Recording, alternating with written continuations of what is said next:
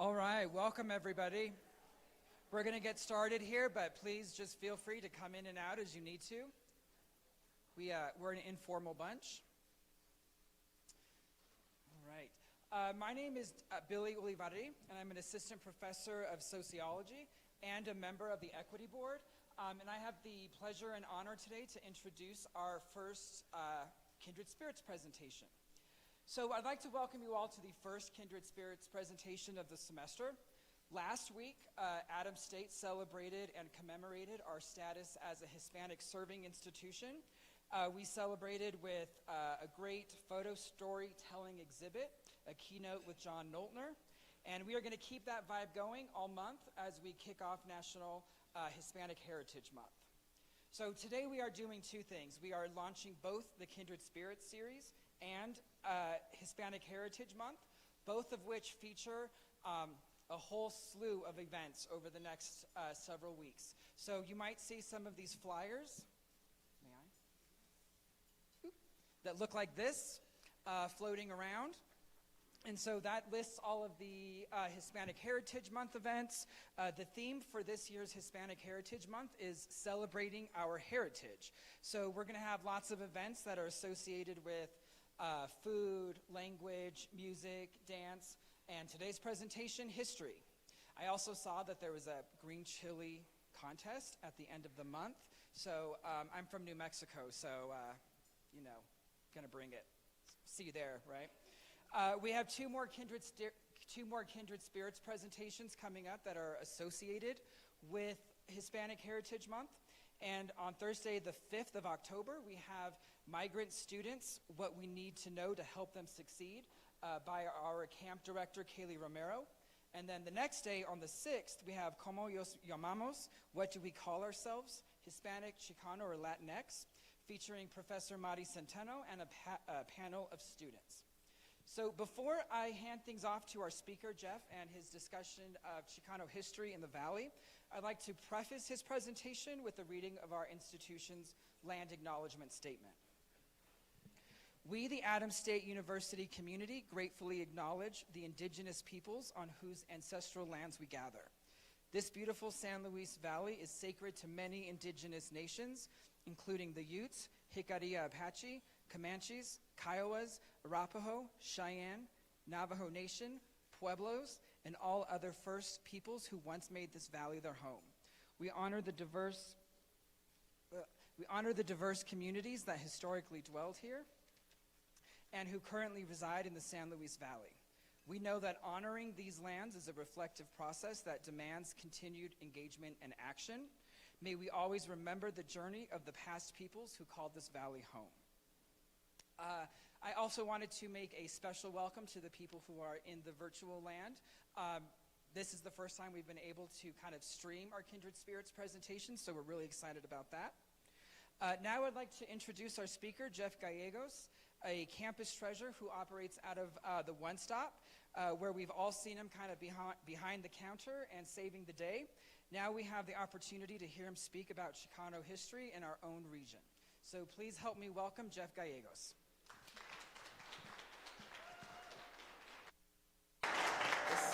I got this one. Oh, hello.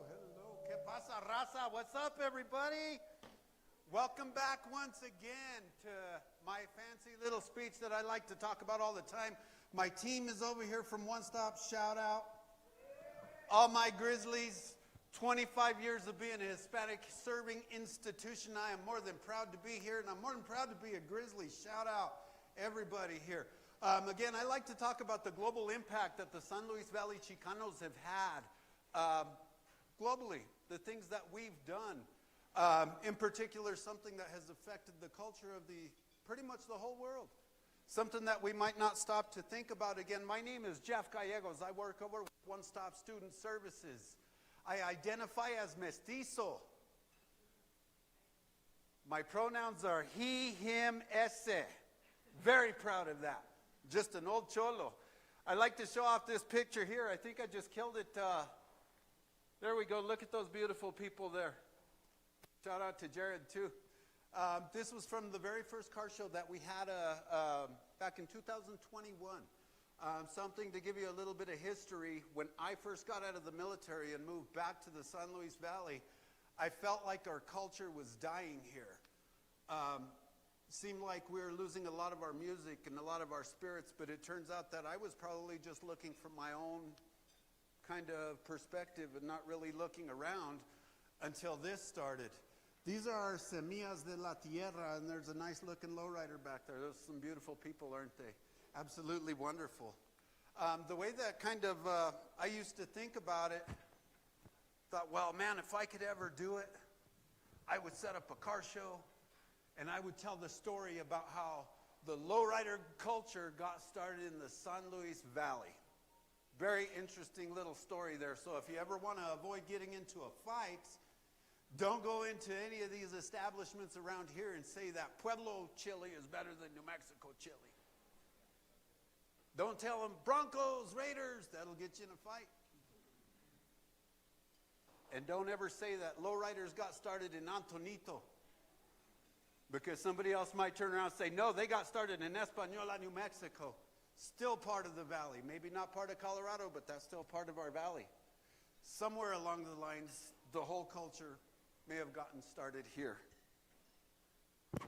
Thinking about our Chicano culture, what do we call that there? Being Chicano is totally understanding the simple fact that we are a mixture of indigenous and Spanish blood. We have not only stood the test of time, but we have also created our own culture and heritage based on our quest for survival. Very true, very good words. Not necessarily my identity. Again, I identify as mestizo. But I fit into the Chicano culture as well, thinking about our friend with the lowrider here. Everybody might be familiar with the logo from Lowrider magazine, something that started back in the 70s when they started publishing that. When we were talking about everything, and if you've ever thought about it in more modern era, we could say this is the OG emoji. So he's pretty cool. I'd use that emoji a lot if they would put that on my phone. I think that is so cool. But some of the things that happened back when I was in the military, it was a very lonely time in my life when I was there. I initially got stationed in South Korea, and while I was there, I drew orders to get stationed in Fort Rucker, Alabama. I was so excited. I was like, oh yeah, Alabama, let's go check it out. And a friend of mine that I was stationed there with said, Jeff, I know you're really excited, but in Alabama, if you're not black and you're not white, then you're not shit. And I'm like, oh, it's not going to be like that. It was. When I first got there, it was very lonely place to be. I took it upon myself, especially being, more or less New Mexican, coming from northern New Mexico, southern Colorado area. We're our own culture. We're a different breed out here. We've got our own language. We've got our own ways of doing things. So when you're meeting all these other Hispanic people, all these other people from around the culture, or the country rather, you realize that your Spanish is different.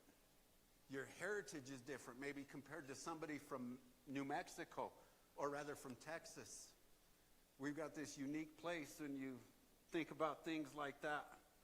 I was really lonely one night, and I bought this magazine, a lowrider magazine. Talks about the history of lowriding if you look across the banner on the top. In the pages of that magazine, I noticed the first time in my life that I'd ever heard it was the discussion that, you know what? The lowrider culture either got started in Antonito, Colorado, or Española, New Mexico. So depending on where you're from, that's kind of where a lot of the historians have gone down to track it and say, okay, we don't know for sure because nobody documented it, but somewhere around here, this culture probably got started, this beautiful culture. There's me. Nice little lake in Alabama, a little Chicano guy. I'm the fatter dude on the right. The guy on the left is my friend Wayne Martinez. He's this Puerto Rican dude. Really nice guy, but I thought there's no lowriders in Alabama, so why don't I start one? So there was me in my fancy little lowrider. I took my little piece of culture all the way from San Luis Valley, Colorado, to the deep south of Alabama, and I made it my own, and I really kind of did my thing there. It was great. That was when I really started learning more and being a little more passionate about what our culture has to bring. So when I was getting ready for this lecture, I'm doing the deep dive, kind of looking in. I'm always learning stuff. The algorithm has me pegged in, boy. Everything is about a lowrider, a Chicano, and all my algorithm. But I started listening to this podcast here, Brown Nation TV.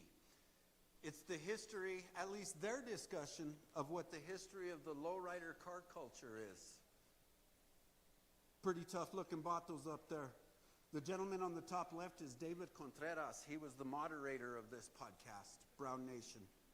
The gentleman on the top right, his name is Richard. I forgot his last name, but he was the editor and the publisher of Lowrider magazine for many, many, many years. He's done a lot of research on everything himself. And there's Mr. Ochoa on the bottom. He says he's a razaologist. So if you don't know what raza is, that's the race. That's us. That's people like us from the San Luis Valley. Don't necessarily have to be a Chicano. You're just raza if you're Hispanic, the race. They had a lot of good things to talk about within the culture of the lowriders. Where did we get started? Who are we? What happened? They've got some different theories as well. They talk about the way that things may have come out of Texas or maybe out of California, but they're all still kind of in agreement saying, you know, there's still that little piece that says that it comes out of Colorado and New Mexico. I can provide the link for you if anybody would want to take a look and watch that video. It's real interesting, about 40 minutes on that one, 45 really. Thinking with everything here, the way that we've affected the culture is within our style of dress. Outside of just what you got with the cars, a lot of things developed with the way that we present ourselves as the raza. We think about the pachuco, nice zoot suit, baggy pants, chain hanging down, big hat. Pachuco is established essentially because the city of El Paso, Texas, the slang term for it is for chuco. Everybody calls it chuco. The gentleman coming back from World War II, they didn't know what to do. There was a lot of things going on. Hispanic people weren't very well accepted. So what they decided that they were going to do, the place to be if you were a Hispanic male back then was to go to El Paso, Texas, because you could be yourself. Where you going, bro? Now that the war's over, where you going, ese? Pachuco. Pachuco. Got our own style there. You've got El Cholo. Big old, usually a bucket hat of some sort. You got your nice sunglasses, maybe a pair of lokes going on, looking good. You've got your rocha, your mustache, everything looking good. Dickies pants, a Pendleton shirt, buttoned all the way up. I think it looks slick. You got your cholo. You got vatos. Oh, what did I do over here, Jared? You got ese is another way that we go. He, him, ese. That's me. Cubo ese. What's up? How did we change or affect the culture? We got our own little toys. We've got homies. Everybody knows homies. I'm a homie. I'm a vato. He, him, ese. What do you think of that? I have everything up here and it speaks as if it were all masculine, but we also had Bratz dolls. That was something that really made a major effect across the culture away. Blew Barbie right out of the market for a long time. That was a representation of us, and they're still out there too. La raza, once again, the race. I can't beat you up. Especially our young folks over here, get involved. La raza, we're into a lot of stuff. We're endemic in this culture, especially in the valley. But as we kind of go looking along, look what we done did. We built cars. Shout out. I never imagined I would be taking pictures like this at a car show that I organized. Again, just this thing has been like a dream. This was at our car show last year. Look at that thing. The way that this developed, somebody was, thinking, well, I look good in my Pachuco gear. I've got my zoot suit on. I'm all choloed out. I need a car to go with it. You take a big car, you dress it up, make her look real good. If it's a long car and you put it down on the ground like that, look how beautiful that is, that low rider, the ranfla. You know, all kinds of stuff going on with that thing. This is actually one of my dream cars. It's a Chevy Monte Carlo.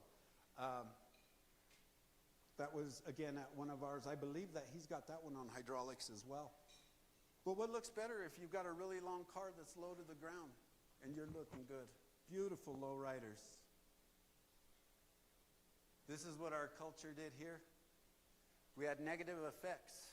A lot of the things that happened back in the 40s when all of this stuff was going on, there was still a lot of racism. There was still, there's not now, but at that point, they were writing regulations against us because what did we do? We took our long cars, we lowered them to the ground, we put sandbags in the trunk, we got them as close to the ground as we could.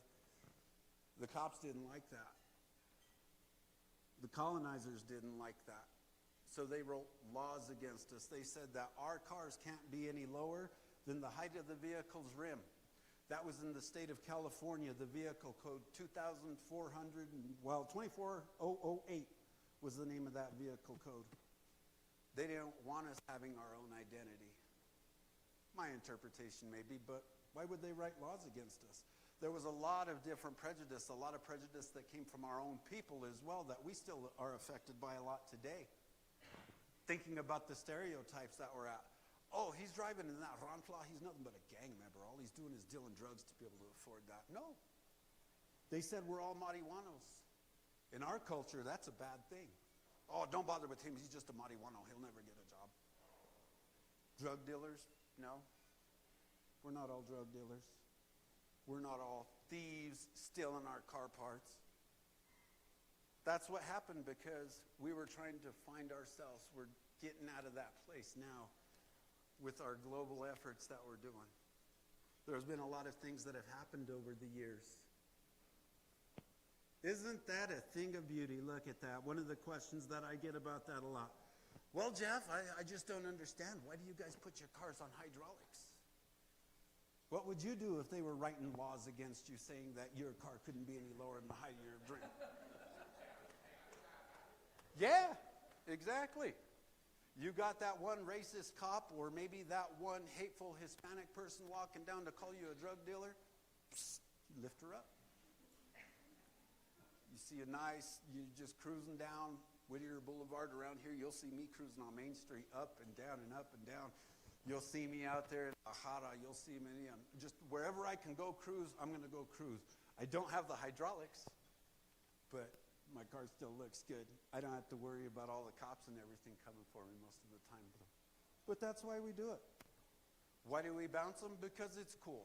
It's the coolest thing that you would ever see. If you've ever attended one of those car shows where they've got the competitions, boy, those things can bounce. It got started back in the 20s, 30s time frame. Oddly enough, it came from the rum runners. It came from the people that were out there fighting prohibition. They were still out there bootlegging their liquor. Those hot rods had to outrun the cops too. The easiest way for those folks that were running that rum, lift up that car, they would get a little bit better traction, maybe changing the center of gravity. But it gives them that little edge to outrun those cops and do that. At some point, somebody thought, well, what if instead of using it to lift the car, what if you think about doing it to lower the car instead? And that's why we do it. It looks good. It's fun. It's unique. It's ours. It's ours. I love that. Thinking about our clubs and our placas, what you've got with the clubs is you'll have a lot of folks, again, running around. They've got their car club together. Everybody's going to be, oh, that car club, all they do is deal drugs. All they do is bad things. All they do things like that. Talking about Dukes back from Southern California. The oldest and the very first documented car club that came up was established in 1962 in East Los Angeles, one of the first lowrider car clubs that came into existence, and it's developed over the years. They're not all drug dealers. They're not all gangsters. Not all of us are.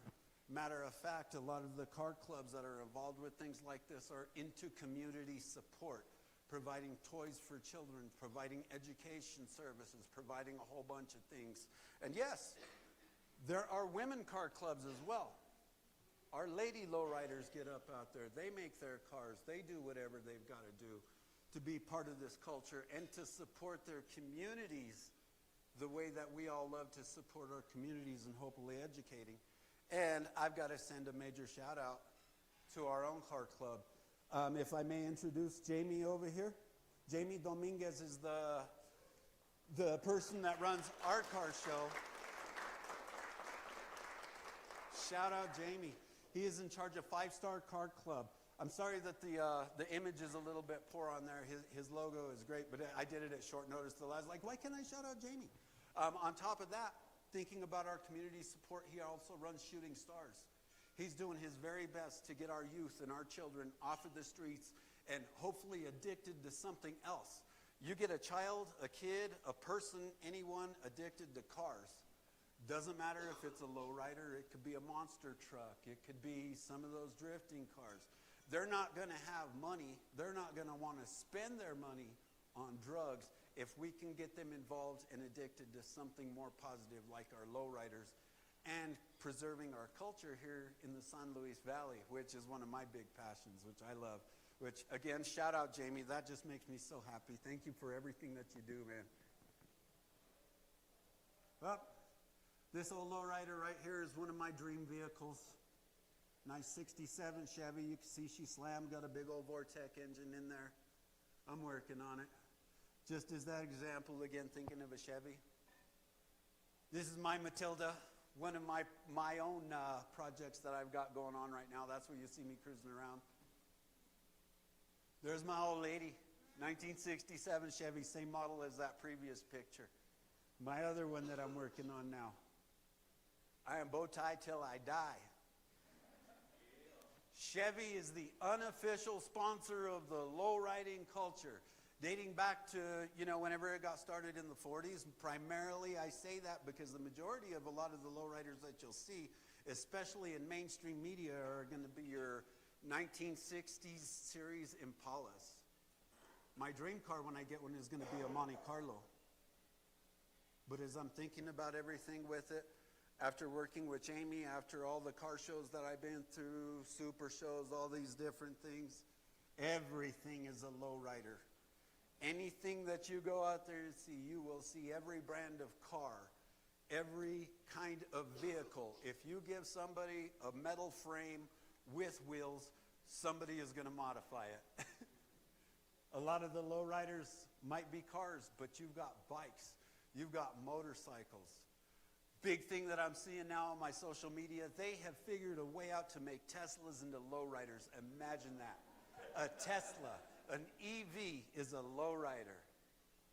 It started here. Our tiny little culture, somewhere here in the San Luis Valley. We just started making lowriders. Are we the capital of lowriders? Or are we just where it got started? What do you guys think?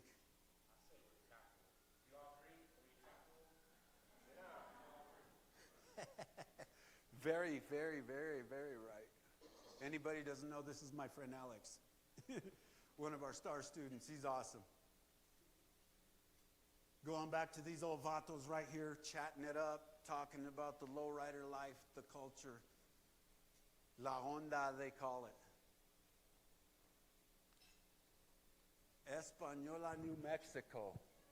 According to these folks, this is the capital of the lowriders in the United States, in the world.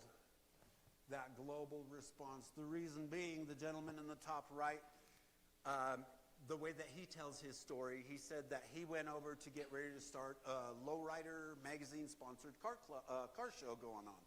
So he got with one of the gentlemen over there that was organizing the event, and they cruised around Española, New Mexico, and he was shocked. He turned around and said, man, there's more 60 series Impalas in Española, New Mexico than I've been anywhere. He's like, oh yeah, this is what we do in Espi. We're lowriders. We drive these cars. These are our daily drivers. We don't just use these for car shows. This is what we use. He said there's more lowriders, or rather more Impalas in Española, New Mexico than there is per capita in the entire world. Major investment right there. Those people could make a lot of money off of those cars if they chose to sell them. Probably not going to. It's their culture. It's what they do. But again, that's Española, New Mexico. That's at the southern tip of the San Luis Valley. Absolutely wonderful. We're part of the capital. Good job. So what's our global impact? What did our Chicanos do? What did we do with our cars? How did we affect the world? What did we change? Because we all look like a bunch of gangsters and thugs and drug dealers. We're all marihuanos. These dudes are Japanese. That's on the other side of the world. Started here, look, they got a ranfla in the back there, a big old bomba going on. These dudes are all Asian. You look on social media, a lot of the things that TikTok feeds me are a lot of Chinese dudes, Japanese guys running around, following our culture. It's beautiful to see.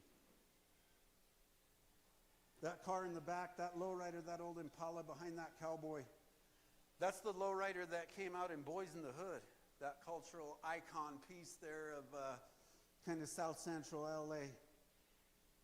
The cowboy on the left owns that car. A cowboy with a lowrider, just imagine that. That'd be doggone. Yeah, straight up country boy. With a lowrider, with an iconic lowrider to boot. These are my friends here. I've never met them, but I've seen them a million times. If you guys are in any of the car culture, maybe in the cannabis culture, absolutely in the hip-hop culture, this group is called Cypress Hill.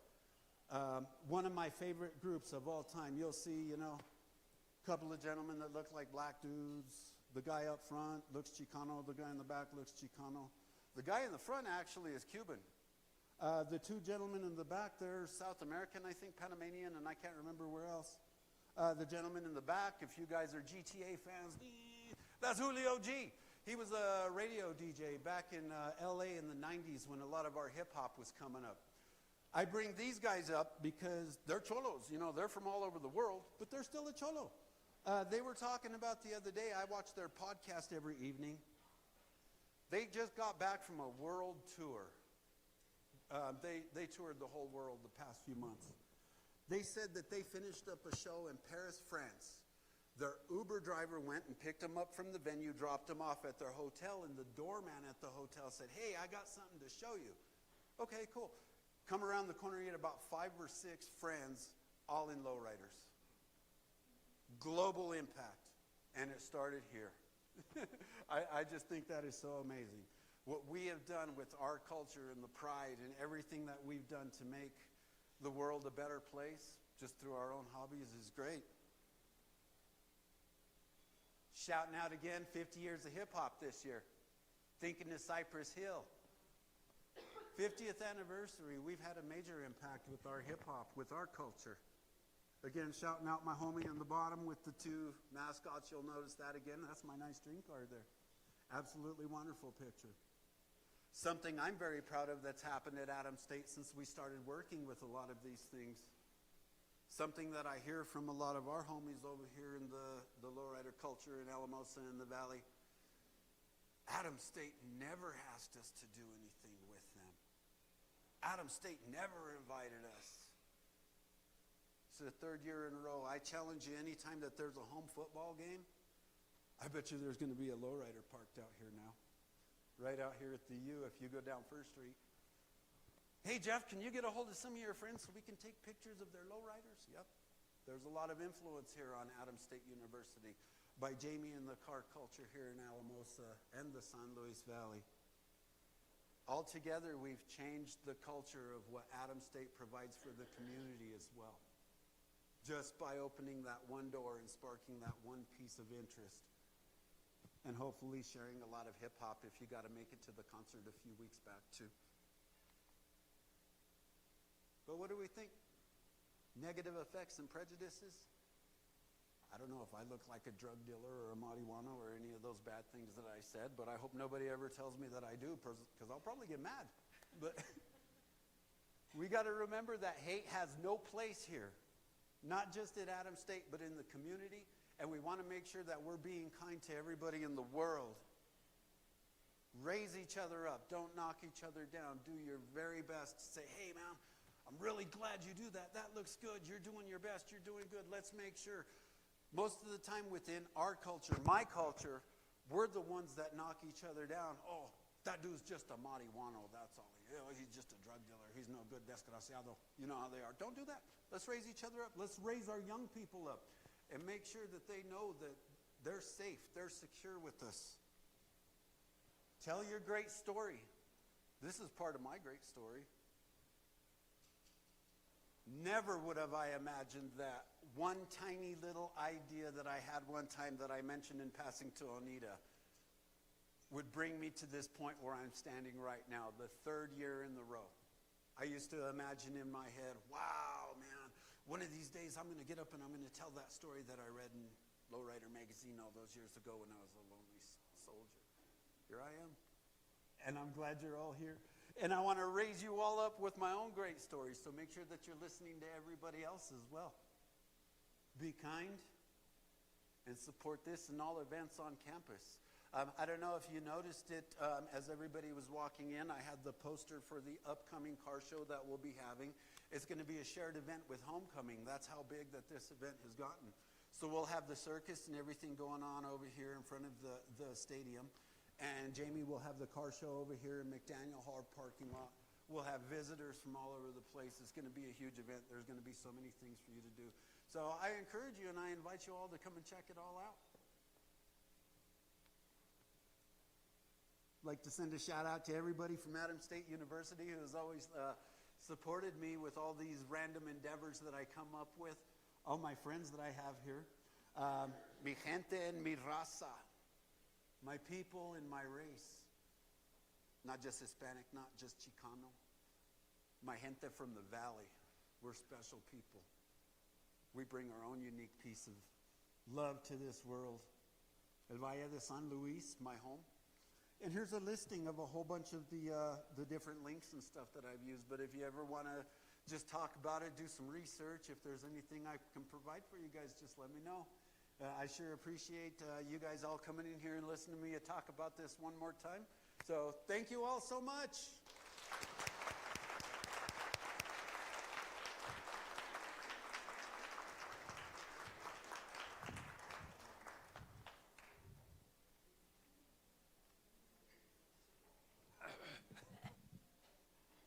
Okay, I'd like to thank you all for coming to our first Kindred Spirits presentation. At the beginning, I told you about our next Kindred Spirits presentations on October 5th and 6th, both of which are affiliated and kind of also in commemoration of Hispanic Heritage Month. I also wanted to make sure you all see these flyers. It looks like this. It's gorgeous. You'll see it all around campus, and it's got all of the events for Hispanic Heritage Month, and there's a ton of them. So if you haven't seen the flyer, maybe walk by this one and take a photo of it. But thank you again. It's been great. This has been a terrific turnout, and I'm looking forward to seeing you all at the next one. Thank you, everybody.